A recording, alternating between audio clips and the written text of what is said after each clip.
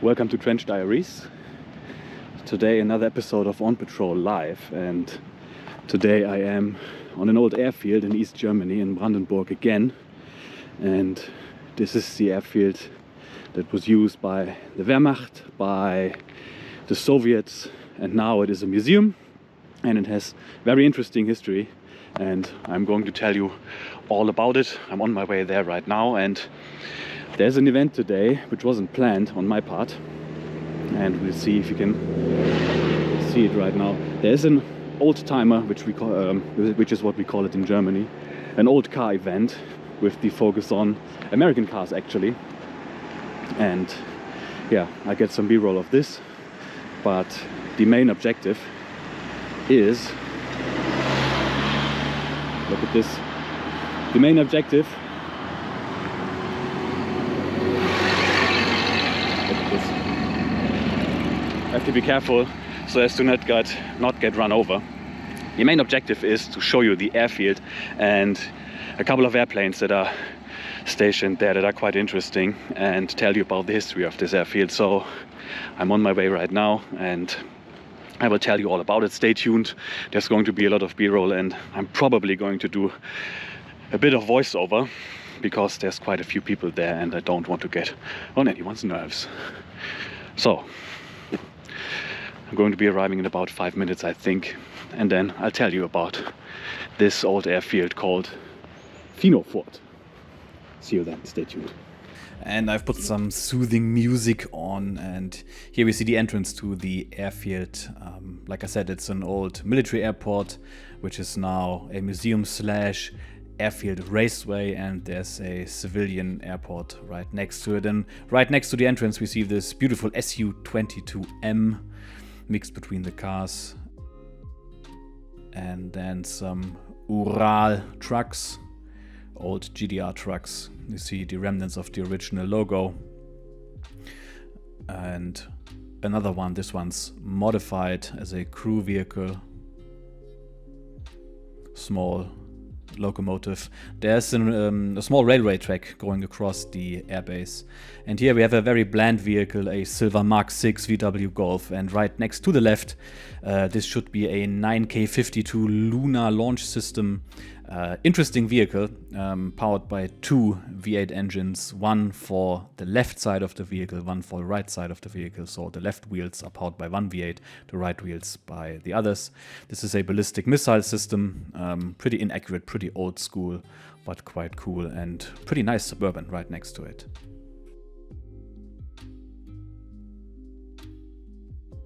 Yeah, this is the airfield club race. Like I said, I checked the internet, the homepage beforehand, and it only said there would be an event on the 18th, and I went there on the 19th and it was still ongoing. Anyway, here the very first airplane, very beautiful MiG-21 in the old GDR livery. And the cool thing about this museum is that you can get very close to the individual airplanes and reach out and touch them. MiG-21, as seen here, beautiful aircraft, rather small when you're standing in front of it. The most produced fighter aircraft of all time, like I said, in GDR livery with the external fuel tanks / external fuel tank on the belly. Two-seater trainer version, this one to be specific. And the wheel well.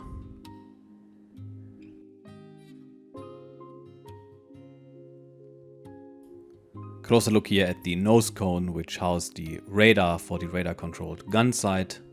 Pretty cool in the combat-ready aircraft. And right in front, this completely track and drag prepped Chevy Bel Air with a huge blower on top of the big block. If you look at the exhaust manifold, you can see it's a big block engine. Beautiful car.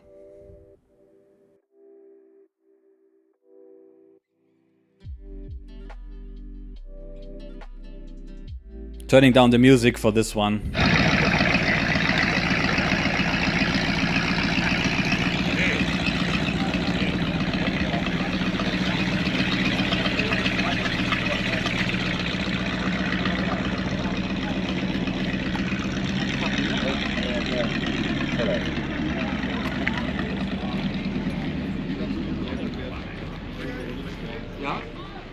And here we see an absolutely gorgeous Buick Riviera with a very funny license plate. Car's in excellent condition. You can see the reflection.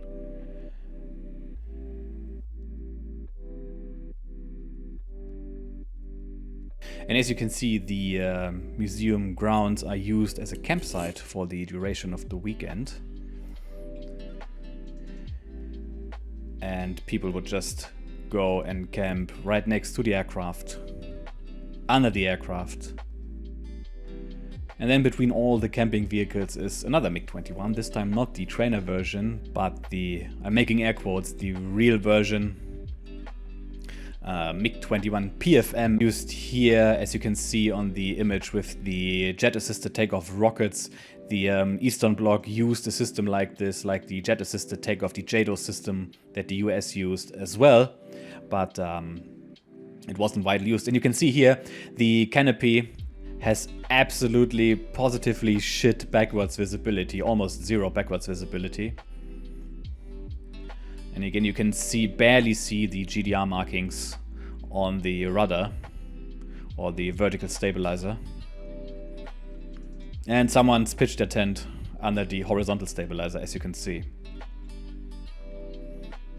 Beautiful sleek lines here with the wing fences on top, preventing span-wise flow.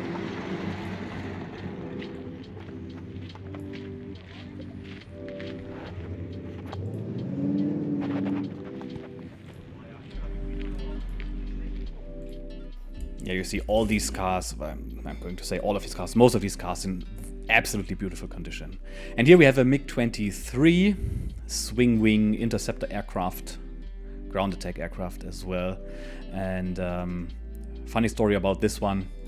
When I was at the last museum, also in Berlin Gato, the old British airport, there was one of these standing around, and there was a couple of Hungarians, I think, in the late 50s. Here you can see the swing wing mechanism. Heaviest part of the aircraft is the swing wing mechanism, and the reinforced landing gear for use on improvised runways. There was a group of Hungarians, I think, and they were speaking in Hungarian, and they had a German guide, and the German guide was talking to them in English and trying to be all friendly, and he explained what this aircraft was and how it worked, and suddenly one of the Hungarians just stopped mid-sentence, turned around and told him, "Look, we know all about it, it's a piece of shit." It's killed so many Hungarian pilots. And I was standing right next to them and I just had to laugh. The MiG-23, for all its flaws, being a hangar queen and hard to fly at low speed regimes, it was fast, especially the MiG-23 M and UM versions could go Mach 2 easily, and there are a couple of interviews with American pilots who would fly these as aggressor aircraft for the US Air Force, and you can go watch these. Apparently the engine really powerful.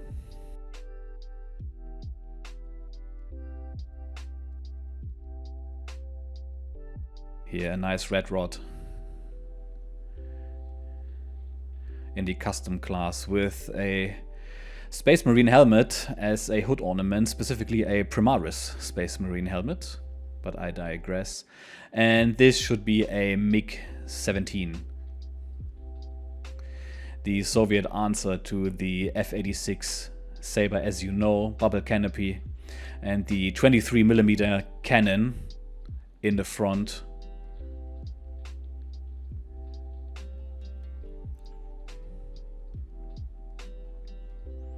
And apparently this very plane was used as a training aircraft for mechanics in the GDR Air Force.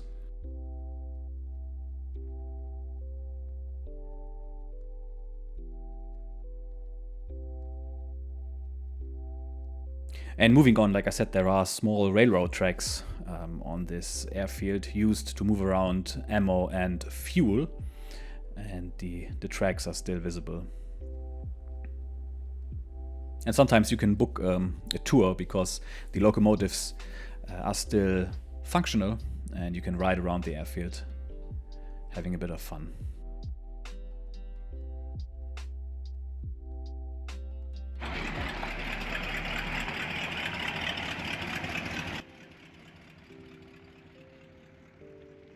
And here's a statue of Comrade Ulyanov, also known as Lenin.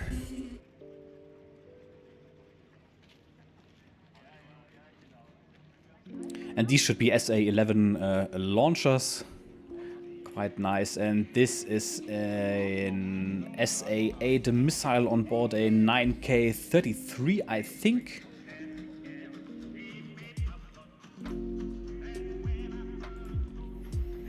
And right behind it you see the Mi-8 coming up, one of the two Mi-8s that are on this museum. And again, it's hard to decide whether to talk about the cars or the aircraft. Another SA-11 and the trusty old Cessna 172, the backbone of civil aviation. An airplane which I have flown a few times as a pilot in training. Dismal state of repair, but again, it's a museum piece, it's fine.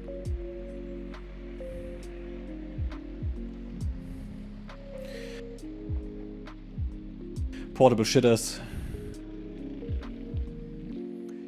And now I'm on my way to the second Mi-8 that is on the premises. Yes, inhabited by a new pilot seen here who was just having a snack.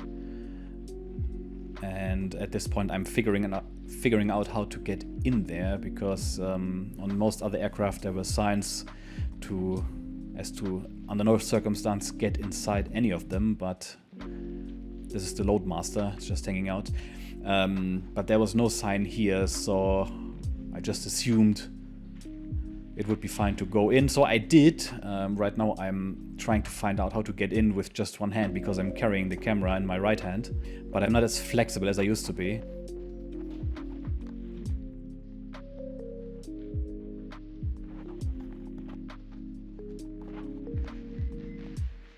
Here we go, you can do it, come on. Yes, well done. And it's not as spacious as you'd think, but these can carry quite a lot of troops. And most of the hardware, of course, has been taken out, sold for scrap.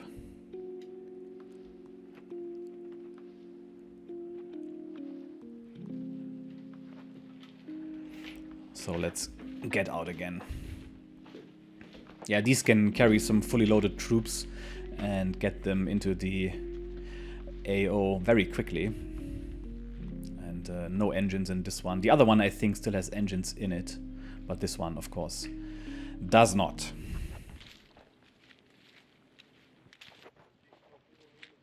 And now moving towards this very beautiful early series Tu-134 civilian airliner in the Interflug livery. Interflug was the national airline of East Germany, of the German Democratic Republic, which was communist and as such neither democratic nor a republic, but that's another story for another time. Beautiful, sleek aircraft.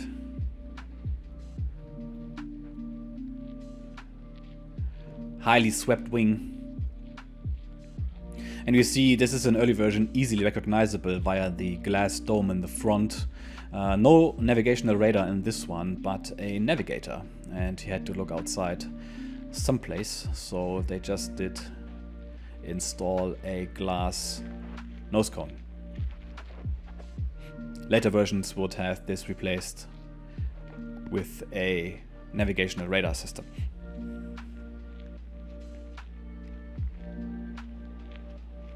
Now on my way towards the second Mi-8.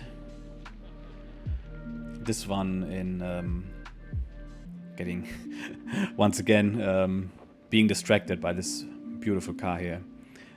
Yeah, an Mi-8 in the, I think, search and rescue variant with these side windows and this enlarged winch, and this one still has the engines inside.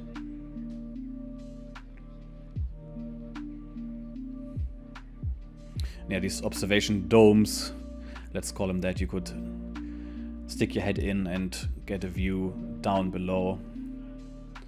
Again, passing the 9K33 OSA. And I'm going to freeze frame here. You can see these flaps on the right and left edges of the chassis. These can actually swing to the side and make this vehicle amphibious. There are thrusters in there which can propel this vehicle across the water. Moving on, some kind of radar I'm not that familiar, and another MiG-23. This one, MiG-23 BN, should be the trainer version, I think. Let's get up here. This thing was quite rickety. I had trouble staying upright and not fall down. No, it's not the trainer version, it's a regular version. And you see it actually has a periscope on top of the canopy, because like the MiG-21, backwards visibility was completely non-existent. Swing wing design, huge fuselage.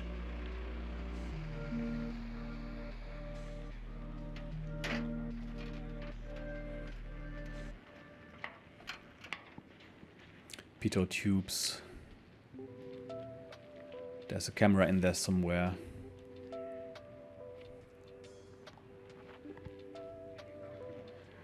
Another old Chevy. And yes, this is a jet trainer aircraft.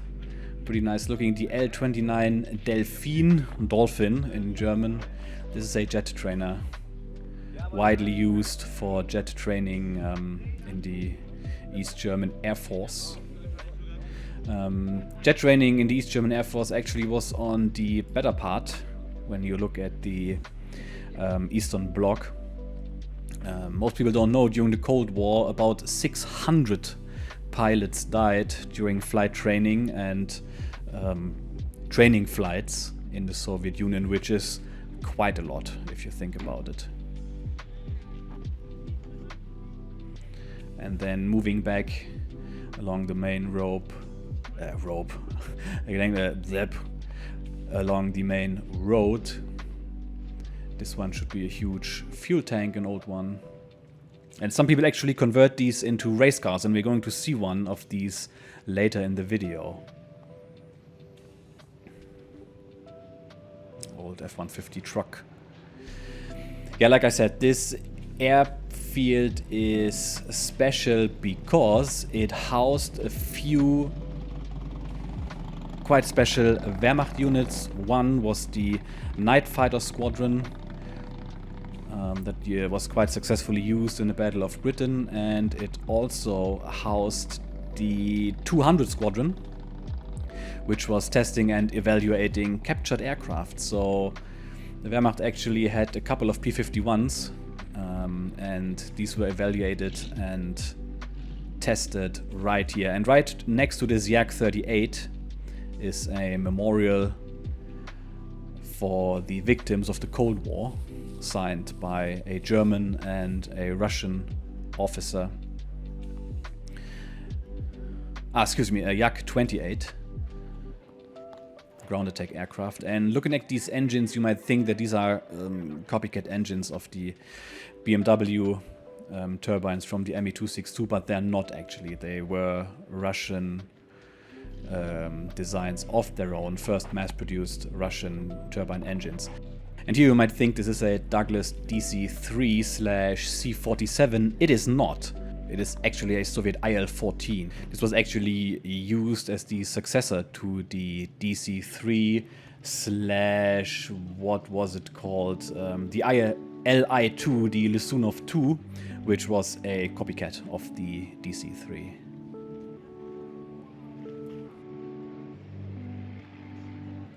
Here, a crop dusting plane, and like I said, an active civilian airport right next to this. A crop duster, the Z-37A Smalak. Quite a funky little, disproportionate looking aircraft, but extensively used as a crop duster.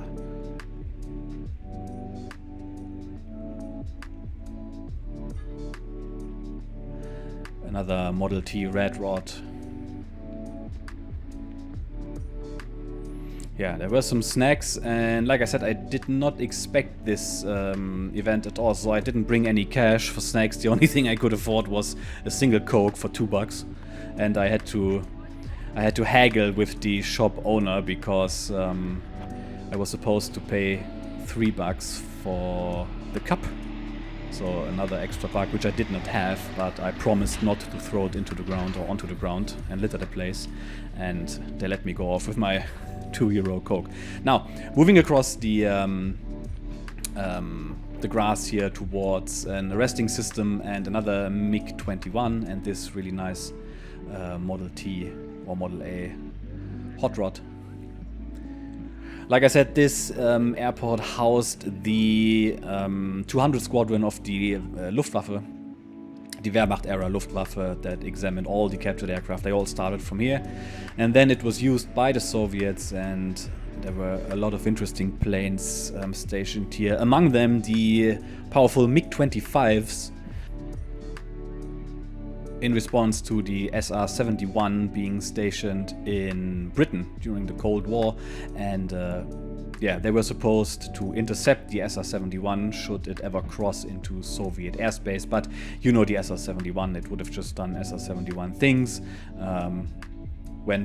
It would have gone from 70 to 71% throttle and just driven away. And the MiG-25s, as powerful as they were, there's no chance in hell they would have ever intercepted the SR-71. The plane's just that good, still is. Yeah, and also on this airfield, this was the very first airfield in the eastern part of Germany that received MiG-29s. East Germany had quite a few MiG-29s, and they were stationed here on this very airfield. And yeah, it was then disbanded after the Cold War ended, and I'm being distracted again by this Hellcat Challenger to my left and this very, very nice blue C3 Corvette, which we are going to take a look at in a bit. But first, the very, very beautiful Su-22M.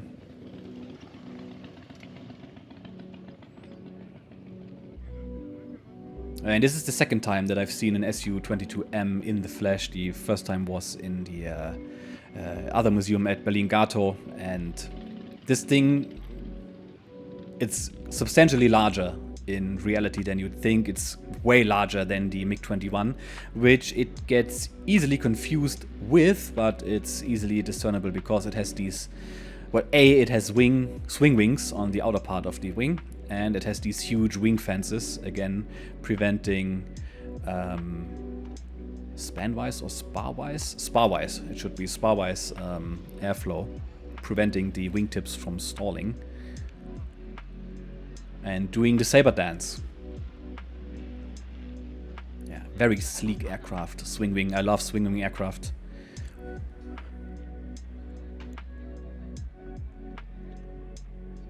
With a periscope on top because of rearwards visibility. Complete crap with these Russian interceptors, but well, that's just how it was.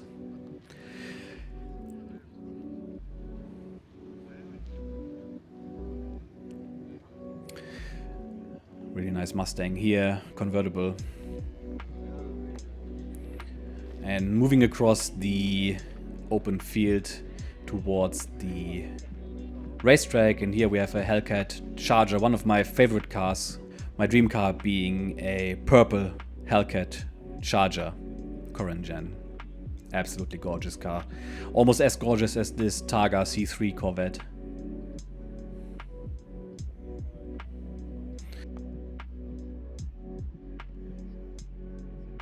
And I actually considered getting a Hellcat Charger way back when, but I'm so stunned by this beautiful C3 Corvette. I was considering getting a Hellcat Charger, but as they are not produced or built and officially sold in Germany, excuse me, they are extremely expensive. There were times when you could buy one for about 45 to 50 grand, but when I was looking for one, beautiful Ford Galaxy as well, when I was looking for one, they were upwards in the 80 to 90,000 euro range, and I'm sorry, but I'm not paying that much money for a Dodge, even though it's a Hellcat.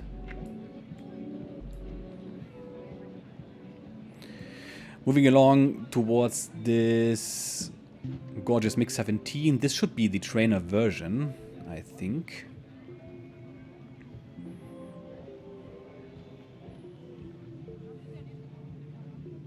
With a couple of fuel tanks lying right next to it. MiG-15 UTI, very unfortunate designation. Calling a plane UTI. Yes, this is the trainer version for initial jet flight training with the instructor seat in the back.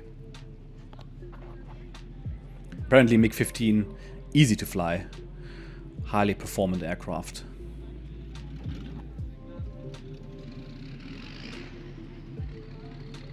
And now I'm on my way back and I'm showing you the starting grid and the racetrack that is on the far side of this grass patch in front of me. But I'm going to shut up for a bit because there are some hot rods here.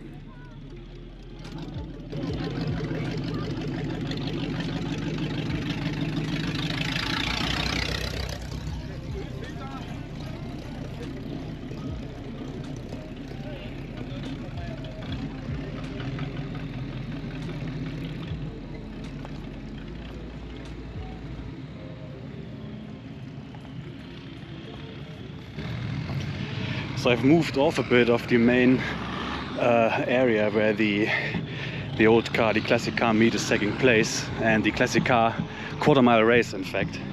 And I wish you could smell it, but none of these cars have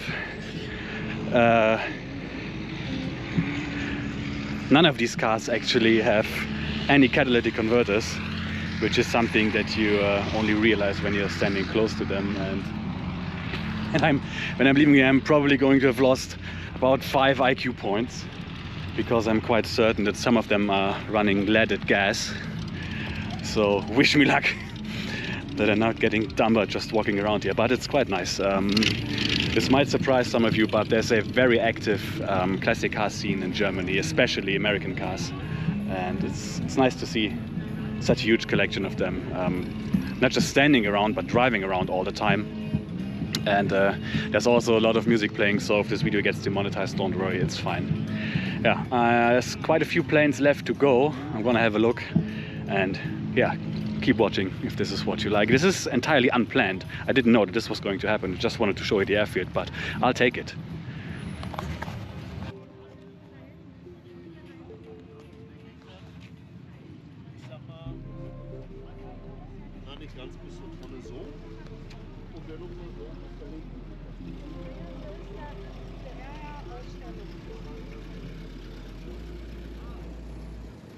Yeah, this car actually from the boys over at Race Ants is one of the main events, one of the most favorite cars during this event. You can see it's fully drag built. It's a 1941 Willys Coupe. Built engine, I think something like 850 horsepower at the wheels. And let you listen to the sound.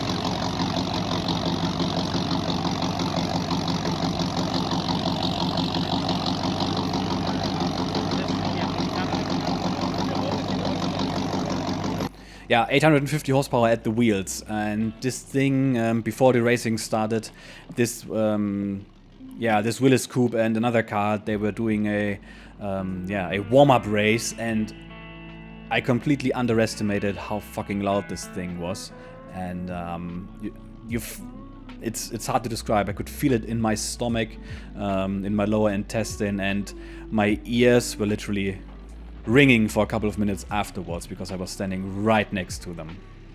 Yeah, AN2, classic Soviet bird, beautiful aircraft.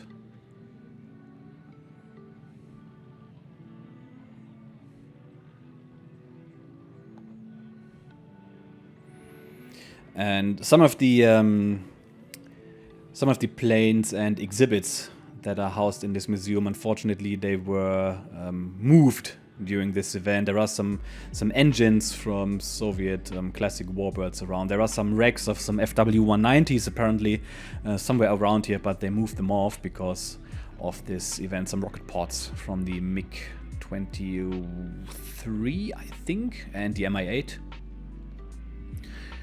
I'm not good with the Grau index number, but some of you will know what it is.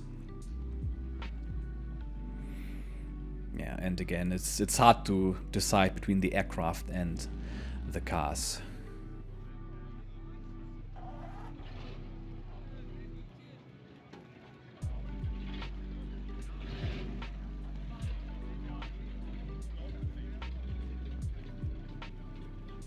Some classic motorcycles as well, and they also did race, which was unexpected. But yeah. I will talk about the racing events in a bit when they're going to have it. But again, some cars, so I'm going to shut up.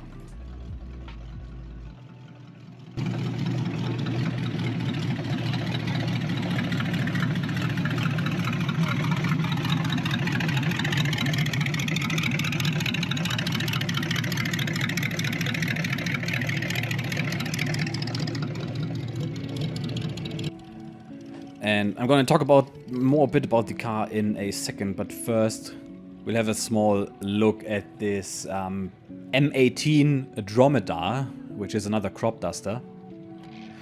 Funky little aircraft, but beautiful in its own way. And yeah, if you're having a closer look, or if you want and have a closer look at the cars that are driving around, even the hot rods or red rods, they all have license plates, historical license plates, which you can easily discern because they have an H at the end, which means these cars are actually street legal. And believe it or not, because in Germany, classic cars with the we call them an H plate, you're allowed, or you're supposed to have them in original condition, but you are allowed to have them tuned or modified in a way that is contemporary or period correct. And well, slamming these cars, these classic cars, putting bigger engines inside them is period correct, so you can have them street legal. Now keep in mind, this is literally in the middle of nowhere, this airfield, and the turnout for this event was positively huge from all over Germany. In fact, I saw some of the cars on the Autobahn when driving there, and I thought, well, that's nice. Quite a couple of classic cars going around, and I did not expect an event like this. And here we are nearing the track. I'm making air quotes again because this isn't some mirror-like, glass-like surface. This is a former Soviet runway, which is another word for its complete garbage. It's these square tarmac plates, these tarmac squares, that are just literally glued together with this black glue-like substance. And they are anything but smooth.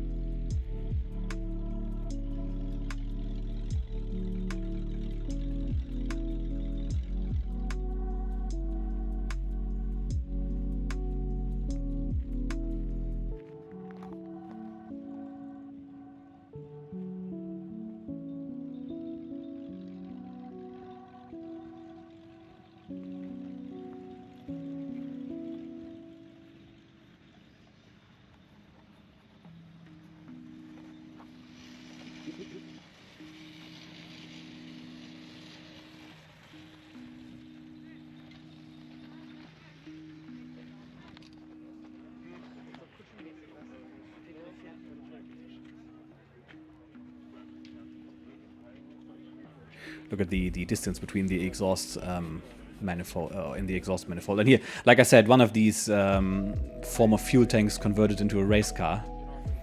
And yeah, this positively takes some balls, racing one of these across this track.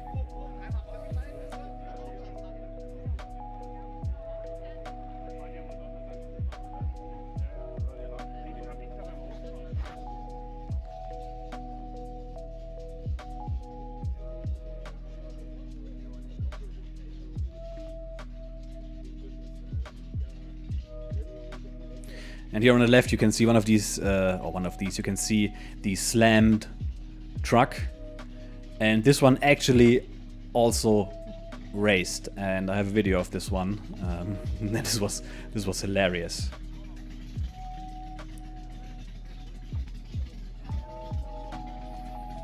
And yeah, this guy in this slammed hot rod is trying to get out of this parking spot. And I'm going to shut up and let you listen and watch.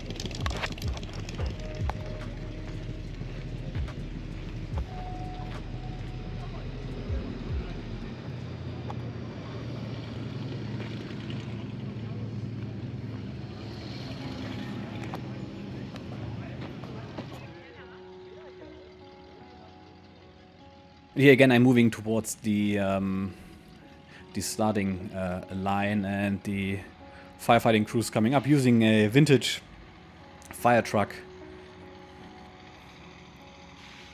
which we'll get a closer look at in a bit.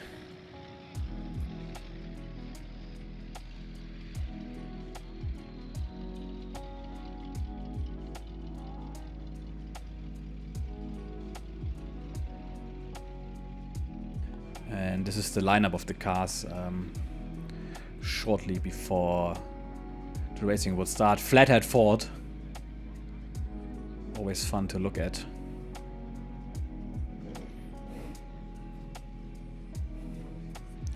Another Flathead Ford.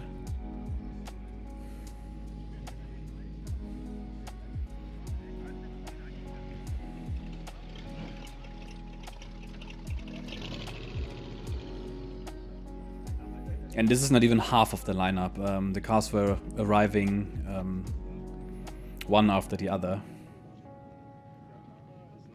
which gave me some time to look at these motorcycles.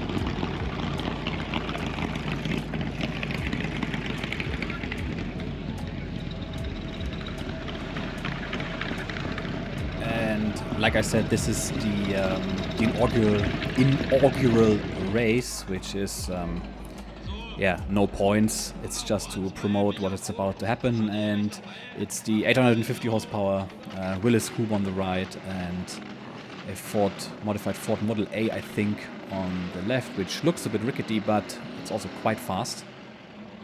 And now the announcer slash moderator's coming up, who I think was still pretty sloshed from the day before, but he was a cool dude.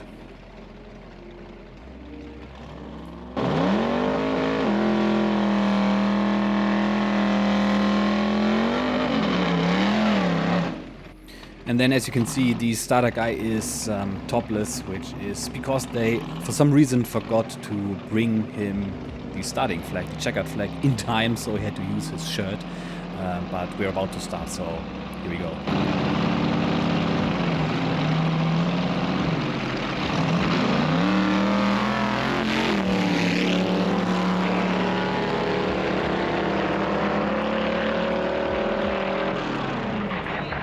So, das war kopfgesteuert, der Willis, der Raildrechsler, wa? War ja klar, wie das ausgeht, aber hätten wir auch mal Beifall klatschen, wa? And like I said, the Willis coupe especially was extremely loud, and yeah, this is actually the first time that I've witnessed something like this being this close to the track. And you can see the track, I'm making air quotes again, the track that these guys are driving on, it's anything but flat. And especially riding a vintage motorcycle at 100, 120 miles an hour across here takes some serious balls. And the Willis is coming back under its own power. And yeah, we are waiting for the other car to clear the track. Yeah, and here's the Ford being towed back. Typical Ford behavior. I'm sorry. Yeah, clearing the track and making room for the next heat. I don't know why they got or why they had to drive back, because there's an exit at the far end of the track where the cars then leave, freeing the track for the others. And here's some classic bikes.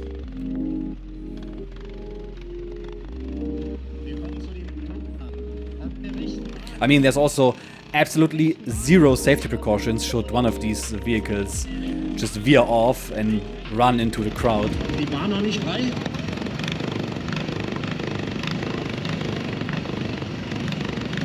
DSA gegen Hurra.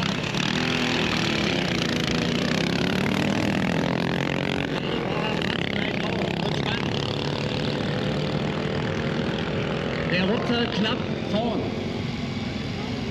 Yeah, from now on, there are just going to be some races, and at the end, I'm going to have a few words as a closing statement. I hope you enjoy watching this, and you can hear the angry supercharger noises already from the car on the left, so I'll leave you to it and enjoy. See you in a bit. Aber nehmen wir mal an, das ist Big Block Chevy drin hier in den 55er Chevy.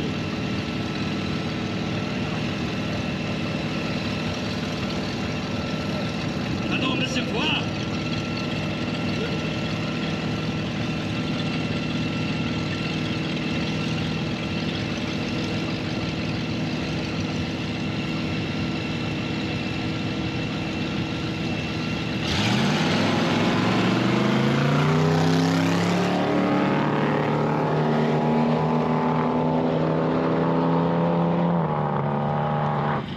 So in case you're wondering what the announcer's talking about the whole time, I'm not going to translate, because most of it is just actually some drunk banter, so just trust me.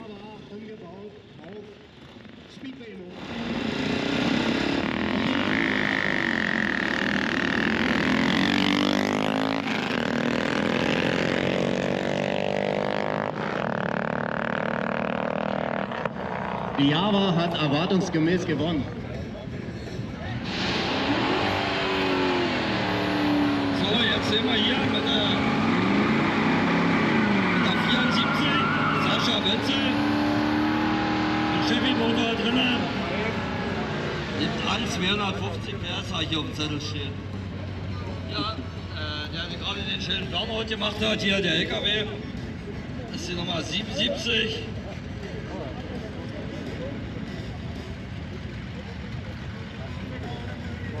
Das Merrick Hornschuh, 1944er Baujahr, ehemaliger Army LKW, ist natürlich bloß noch die Karosse.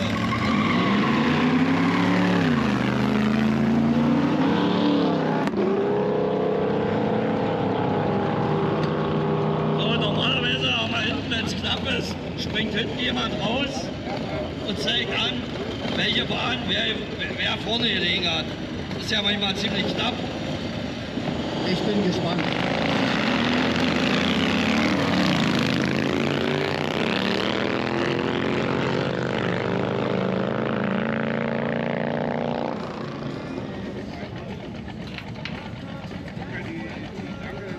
Übernehmer für Mike. Am Start 2 modifizierte Oldtimer, die beide nicht gerade langsam aussehen. Das rechts hier, Bahn 1, Jörg Hensel.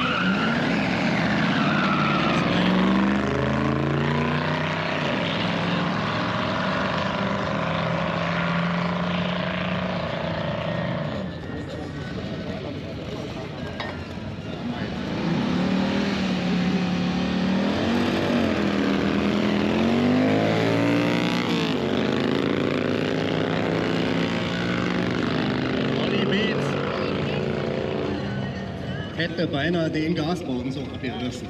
Man sieht, was dabei rausgekommen ist. Da haben wir hier zwei Flathead-Motoren, einmal 4-Zylinder, Monet-Motor, was ich von hier sehe, ziemlich original. Bis oben hat er einen Bosch-Verteiler drauf und einen Fallstromvergaser, hat ein bisschen aufgerüstet. Kollege Gericke ist ja hier aus der Ecke, da drüben. Das ist für eine Nummer. Durchlauferhitzer, glaube ich.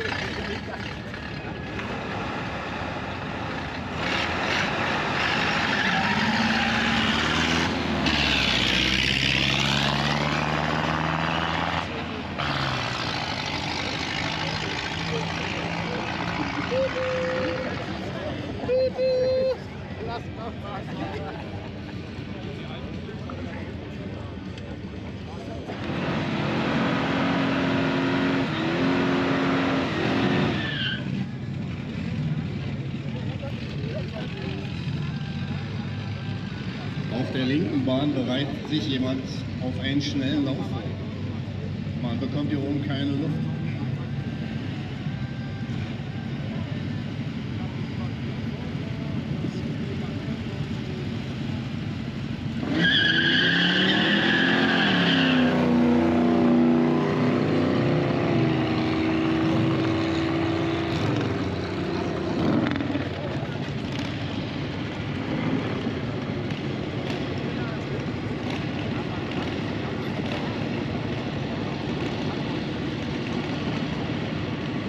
Auf der linken Bahn Norbert Mattis mit einer Harley in Nackenhead.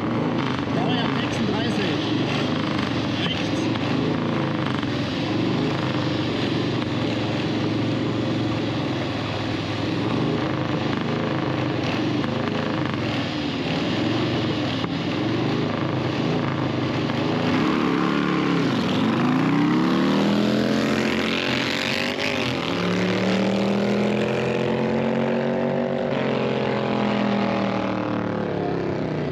Laut und schnell.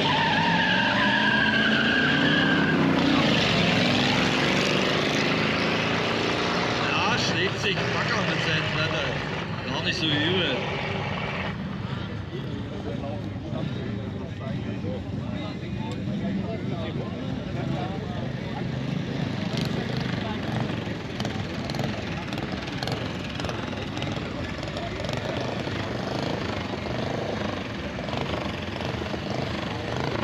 Linke Bahn, ein Flathead-Modell der Marke Harley Davidson. Und auf der rechten Seite eine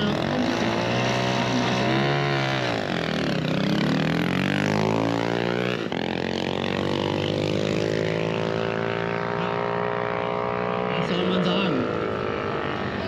Da zeigt der alte Job-Methanolmotor, was noch in ihm steckt. Der Fahrer kann kaum bremsen, muss die Auslaufzone, die verlängerte Auslaufzone benutzen.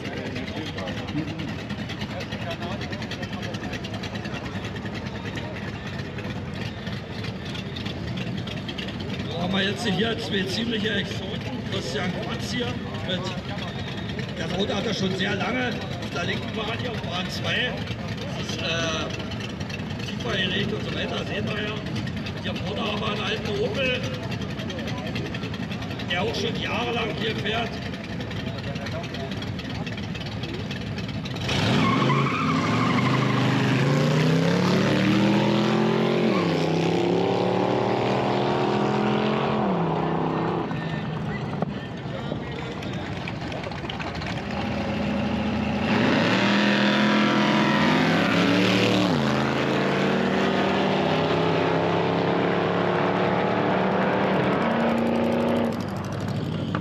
Bei den Bikes auf der linken Bahn Gordon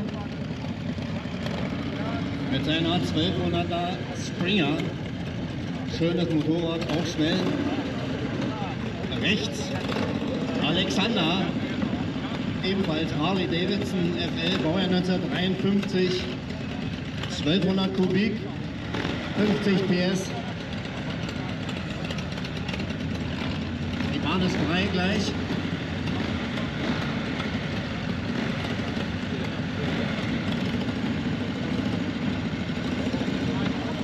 Ein Auto befindet sich noch in der Auslaufzone.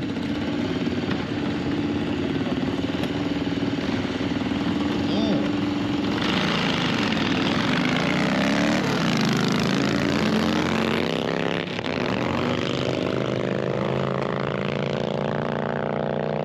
Ja, diesmal war der Sieg ziemlich eindeutig. Gordon hat sich noch gebückt, um dem Luftwiderstand zu trotzen.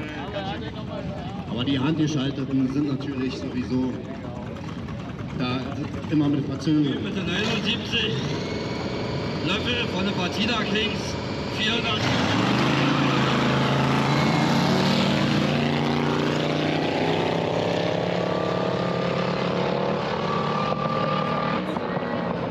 Na gut, der Chevy hat es gemacht. Ist auch klar, irgendwie da liegen 10, 20 Jahre bei den Motoren dazwischen. Aber Steffen Golm hat hier auch schon mal seinerzeit unter 10 Sekunden gefahren, was für ein Flatter ziemlich schnell ist.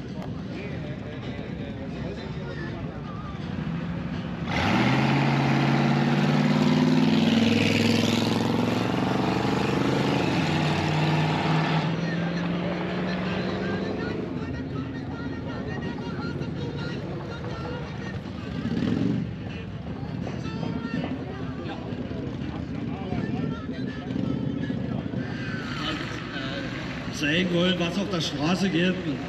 Schäden.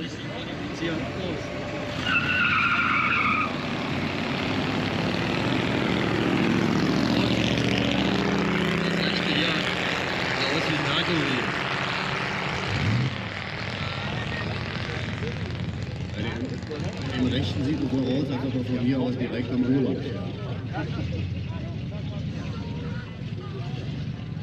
So, wir kommen wieder zu den Bikes. Auf der rechten Bahn. Es kann gut gehen.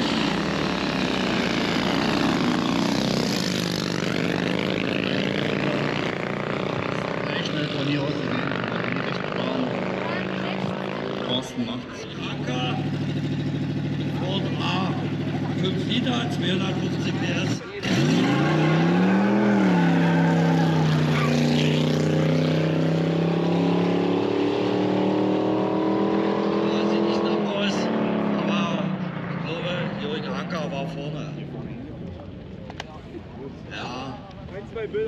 War knapp gewesen. Auf jeden Fall.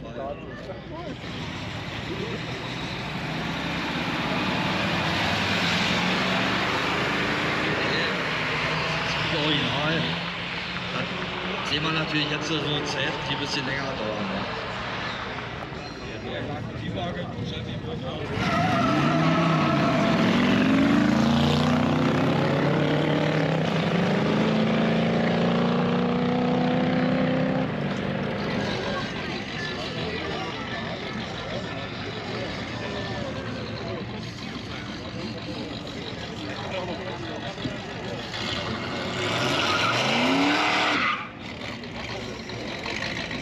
Okay, der 132 auf der Bahn 2 ist Ricardo Eigner aus Leipzig, das Dodge Coupé.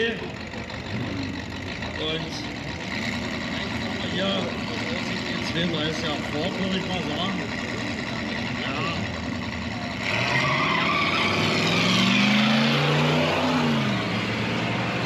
René Langer.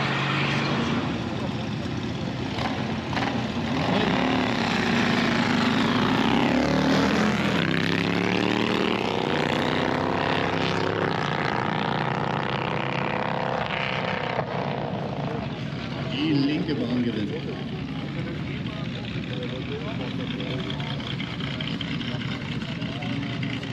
So, hier haben wir jetzt mal zwei alte Hasen. Beide nette Motoren, einer an V8, der andere 6-Zylinder. Hier mit V8 auf Bahn 1. Aber Winky, Winkler, hier drüben Schenke, der Mann ohne Vater, mit seinem 6-Zylinder Magma-Motor. Sozusagen.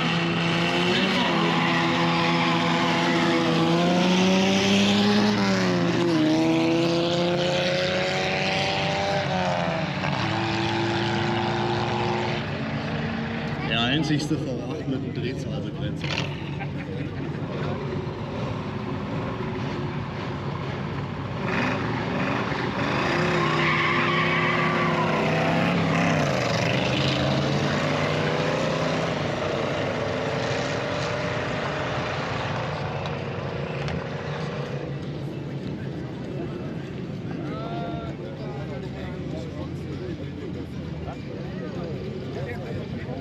Der auf der rechten Bahn sind die sogenannten Erntehelfer.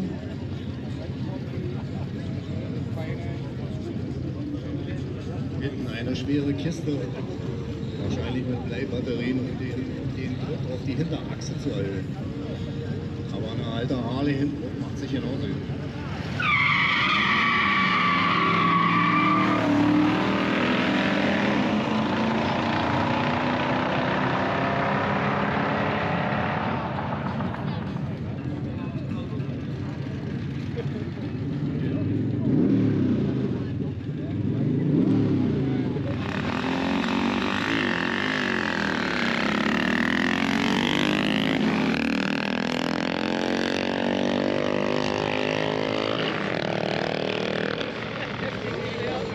Motor befindet sich ein stark modifizierter Speedway-Motor, den er in jahrelanger Kleinarbeit für die Straße immer weiter verfeinert hat, alle Schwachstellen beseitigt. Die Motoren waren nur für kurze Einsätze gedacht, für minutenlange Rennen.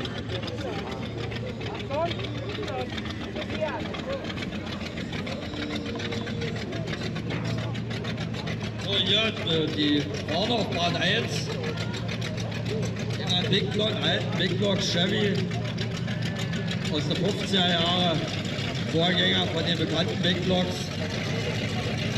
Der sogenannte Marata-Rod, aber früher mal Schweden.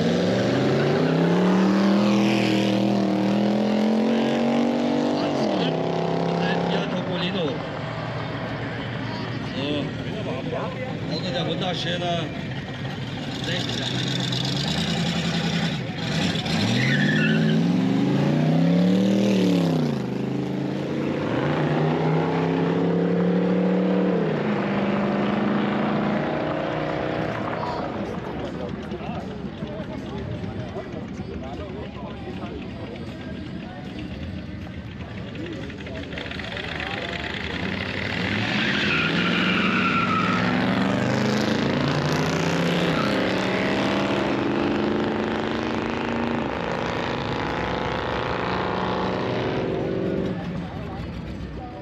So gewonnen hat, den noch Lars Seilkopf mit seinem Chevy Biscayne von 1958.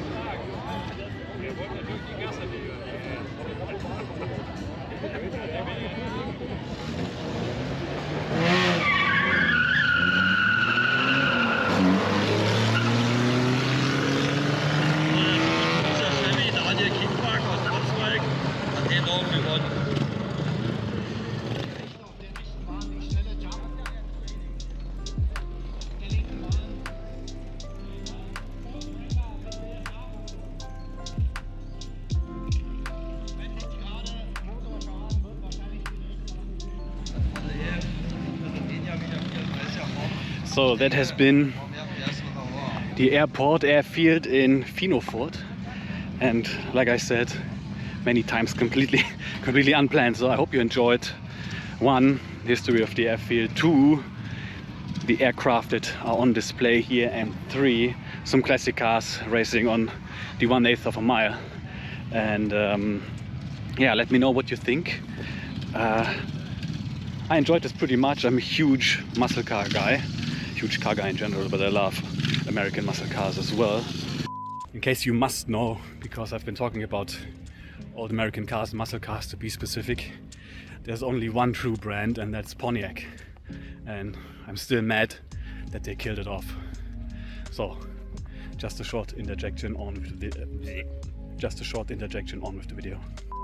And yeah, I mean, you have to hand it to these drivers. I mean, some of them, they are racing these completely slammed Model A and Model T red rods with something like 350 horsepower and absolutely no gear, tank tops, no safety belts, no driver aids, old tires, probably the first set when these cars left the factory, and barreling down this absolutely non-flat runway, Soviet runway,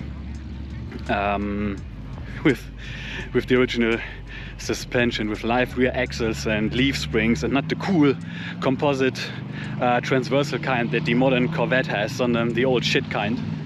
Jesus, I couldn't imagine. Anyway, I'm on my way towards the exit. Let you give a last glimpse, or let you have a last look at the beautiful Su-22. Gotta say, I've been growing very fond of the Su-22. This is the second time I've seen one in real life, and it's a beautiful aircraft, even though its performance is a bit shit. But it's fast, have to give it that. And yeah, this has been Trench Diaries. Thank you for watching, and see you next time. And there you go, the Su-22 in all its glory. Stay safe. Have a nice day. Enjoy. Bye bye.